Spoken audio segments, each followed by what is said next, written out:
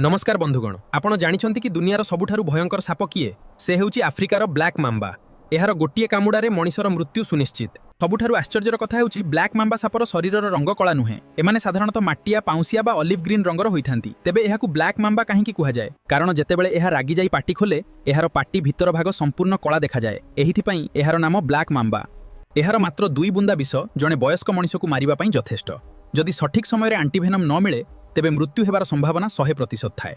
आफ्रिकार मिलुथिबा विषाक्त सापमानक मध्यरे एहा सबुठारु लंबा। एहार हाराहारी लंब 8 रु 10 फुट होइथिबा बेले किछि ब्लैक मांबा 14 फुट पर्यंत मध्य लंबा होइथांती। एहा एक अत्यंत विषधर साप अटे ओ एहार विष एक न्यूरोटॉक्सिन जहा मात्र 20 रु 40 मिनिट रे मनिषर श्वासक्रिया और हृदयजंत्र को अचल करि दिए।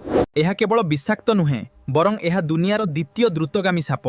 एहा घंटा प्रति प्राय 12 रु 19 किलोमीटर बेग रे गति करि पारे। एमिति आहुरी रोमांचकर कथा जानिबा पई भिडियो को लाइक करंतु एवं चैनल को एबे ही सब्सक्राइब और फॉलो करंतु।